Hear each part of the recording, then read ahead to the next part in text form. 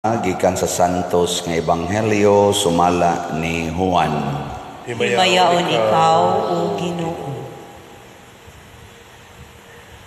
Sa Jesus miingon ngadto kang Nicodemos, wala pay nakasaka sa langit gawas niadtong nanaog gikan sa langit ang Anak sa tao. Ingon nga giisa ni Moises didto sa kamingawan ang bitin nga tumbaga nga gibutang og tukon, ang Anak sa tao kinahanglan nga iisa usab aron ang tanan nga motuo kaniya makabaton og kinabuhing way katapusan. Kay gihigugma pag-ayo sa Dios ang kalibutan, og tungod niini gihatag niya ang iyang bugtong anak aron ang tanan nga motuo kaniya dili mamatay kundi makabaton hinuon sa kinabuhing dayon. Kay wala ipadala sa Dios ang iyang anak nganhi sa kalibutan aron pagsilot kundi aron pagluwas niini. Ang Ebanghelyo sa Ginoo. Dayon ikaw, O Kristo.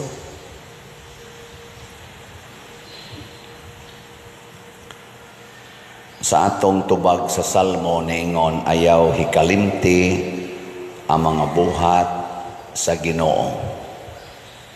Lingi ay mong tupad. Ing naunsay nabuhat sa Ginoo nimo last week.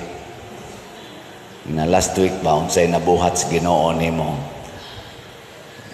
Kay nindot di siya nga pahinumdom kay dali kitang malimot sa buhat sa Ginoo.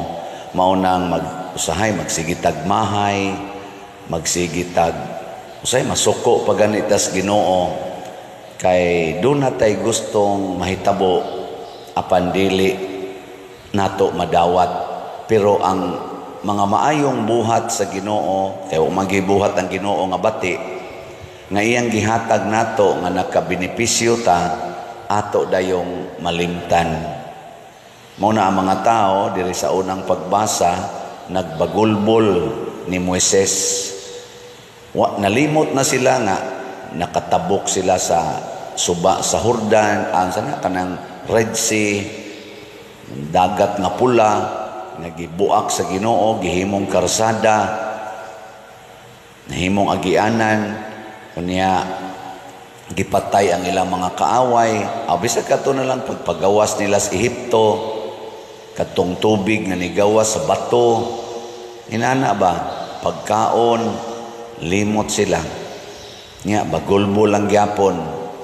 Ang resulta gipamaak sa mga bitin. Basta malimot ta sa mga maayong buhat sa Ginoo sa tong kinabuhi, magkalisod-lisod gyud ta. Kining mga problema nato karon nga giatubang, kining kagubot sa kalibutan, kining kamatay, kining kalisod, tungod kay nalimot na ta sa Ginoo. Ang atong unang pagbasa nagpahinumdom nga ang makaayo di ay nato mao gyud ang pagbalik sa Ginoo. Mao nang sa dihang nagkalisod nagmaayo ang mga tao, niduol sila balik ni Moises na ngayog pasaylo niya nagpakitabang. Mao na balik ta sa simbahan, balik ta sa pagampo, balik ta sa pagsugot sa sugo sa Ginoo. Kanabitang maglisod ng kinabuhi sa banag asawa niya, magpa-counseling dayon, maghilak ba niya, inig paminaw nako, mangutana dayon ko unsa may imong mga sala.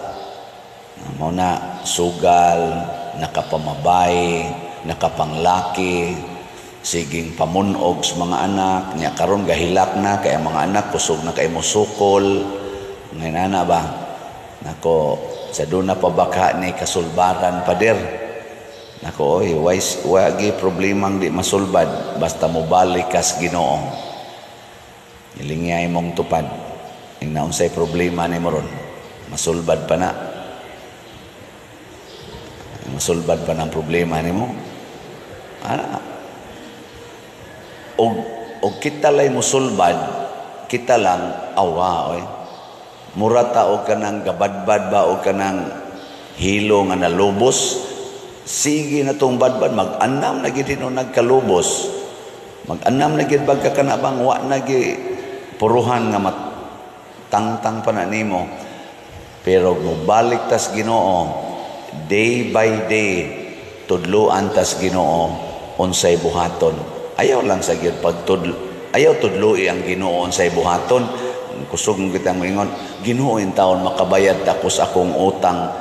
Ayaw ana tudloi. Imong problema utang. Nya maimo pa ngayon, Ginoo makabayad ako sa akong utang. Yung Ginoo, akong bayran aron mangutang na sa kag-usab. Ana, dako na imong utang. Ginoo tudloi taon ko asa ko makapangayog kwarta. Asa ko makapangutang para ibayad na ko aning usa nako kautang. Anam na nakadaghan imong utang. Paminaw sa pulong sa Ginoo. Nung sa may pulong sa Ginoo, yung siya pangayo, ayaw pangutang. O di sugod na kag pangayo. Di sato pa, wa na kay utang. Nangayo man ka para makakaon ka ng adlaw. Sulbad na imong utang. Yung kawapam ko kabayad pa der. At least, di na ka mangutang. Ana. Nya, okay na ninyo. Ginoo, mobiya na unta ni sa siging bisyo akong anak, siging suyok. Unsa may imong buhaton? Aron muundang na siyag suyok. Unsa man? Diha sa inyo pasuyo pa. Aron di na namulaag. Ayaw sige kasaba.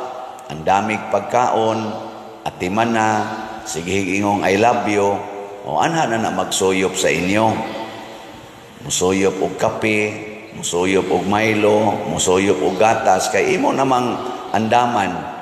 Ana, di naman ka magsigyaw-yaw. Si kagyaw-yaw, posible gina nga mobalik nagkuyog sa barkada nga manuyupay, mangawat pa na dito, maghimo pa nagkrimen. Pero imong atimanon, imong panggaon, anha na nas inyo magsigparay. Ikaugma dayon padir, akong panggaon. Nya, wa man lagi mausab. Imo sa dayong dali-dalion. Sud naman nas napu katuig nimong sighag kasaba. Nya, imo lang sa dayong kausahon og usab. Kinahanglan sa kag napu katuig, 20 katuig, nga din adyod ka mga saba sa imong anak. Aron mo undang nagsuyop after 20 years. Mingon sa mo, kadugay pa sa anak pader. Nya kapila man sa nimo gikusi. Sugod pa magin atong 3 anyos, imo na magin ang hapakon, sige hagyaw-yaw nya karon nga 30 na imong usbon og usa ka adlaw, usa ka semana, di na pwede ay. Hagui. Pero usahay sa dang Ginoo mo, depende lang na siyang gahom ug sa iyang grasya. Nasa usahay nga inig sugod nimo pangga. Labi na gyud mangayo kag pasaylo. Dong pasaylo atawon ko sa akong sigigyaw-yaw nimo. Ingon day mong anak tamparoson tanong kang inahana ka, animal kang dako. Salamat dong nga imo jud kong ginganlan sa akong tinuod nga kinaiya nga animal kay ko. Pero karon imo na jud kong mama, I love you very much. Ludan day mong nang hilas biya nimo. Yan sa may isulti. Salamat dong nga imo jud kong gipabalik sa akong pagkainahan. Kaysa una, katong bag-o pa kang nataw, imo kong ihian, imo kong kalibangan, may karon luwa na lay imong gihatag nako. I love you very much. Lakaw din na imong anak, lamba sira, abot nga tusunahan, hilak. Pisti ning inahana anak. Ya, moadto rin sa barkada, buangang mama bay. Ano, niingon mang I love you. Laina sa kong gibati. Ay, minaw na yun. Suyupi. Mawala. Suyop sana siya. Ana, balik na sa inyo. Imo na sang atimanon. Ana, luda na sad ka. Imo lang yapong pasayloon. Zaman, imong paminaw. Ang sa may mahitabo. Mamatay gyud ka. Kamatay ni mo, gakos-gakos dito slungon imong anak, sa ilua taon kuma, din adyo kumusuyop, last na lang gid ni. Suyop yapon siya, kay nagbilar man. Di oy, dako kay posibilidad nga mausab ang imong anak or kinsa dihay imong gimahal. Mao na ang gibuhat ni Kristo, ang Nazareno, nagpasan sa cross. Nagpasan sa cross. Nakakita ang mga tao nga nabunog siyag maayo, nagpasan sa cross. Hangtod yun nagbitay sa cross. Ang giyaw-yaw lang yapon, amahan ko pasaylua sila, kay wa masayod sa ilang gibuhat. Daghan kay nausab, maubitan na inig prosesyon anang Nazareno diha sa Black Nazarene sa Quiapo. Dugay kay na silang moabot, duol raman kay nang ilang translasyon. Dugay kay moabot tag 20 ka oras. Nganuman mga tao sige gyud duol ngadto di na hapit pa irugon. Ana, ambot nganong mausad na ilang style dito. Kita din Santo Niño daghan sa kaing tao pero klaro man atong prosesyon nga dunay padulngan, di man mubabag ang mga tao pero ila dito love yun. Ila sa nang style, mao sa nay culture dito. Pero may entag ba usab-usab ng kulturahan, no? Kanabitang mo prosesyon lang yung tinarong ba? Mulinya lang yung tinarong aron mo hikap sa Nazareno. Muban dito ipanglabay nalagi tanawa ninyo sa YouTube naman na yung mga anang kuan diha. Ang uban budagan ari magyatak-yatak sa us mga tao ba. Dagan nga to nya kabot dawaton sa hikap ilabay nga to sa mga tao. Mole ingon ligo kas mga tao saom yatak-yatakan sa mga tao. Ditong ko sa Manila nag-eskwela hasta pagkapari nako 3 years ko dito mutan-aw ko na usahay tagilngiga ning ilang gibuhat magtiniil na nguban magtiniil ba dam agyon.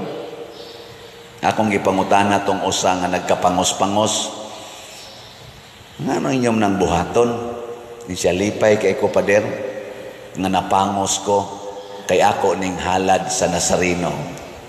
Mo ding na ilang hunahuna di ay naiuban manugo ang ilang ana lipay kay ko pader nga nidugo akong at least nakaantos ko kuyog sa Nazareno.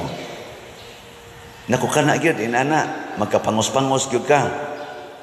Sa mao ni akong panata pader nga makuan gyud magantos gyud ko. Mayatakan ko, masikhan ko, ana, basta nagantos ko para sa Nazareno. Nako din aka makak yapon, din aka mga saba, nga saba yapon, buangon ka. Kamao kang magpasamad-samad sa imong lawas, pero di nimo gustong samaran ang imong kasing-kasing. Mo nang niingon si Kristo ayaw gisia dili man si Kristo ang propeta pinaagis Ginoo si propeta isa to limot naman ko ato Joel niingon ang Ginoo pinaagi niya gisia ang inyong kasing-kasing dili ang inyong mga bisti. Gisia ba inyong kasing-kasing? Pasabot, mag-antos ta, dili lang lawas, niya kausarasad, maglatos, okay man na siya.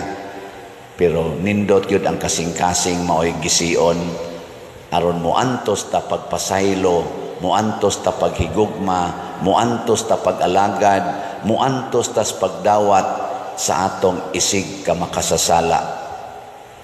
Gilingi ay mong tupad, last na lang lingi, ang di mo lingi bati o kasing-kasing. Nga, sugod karon, sabat na ko, nga, sugod karon, sugot na kog imong latuson.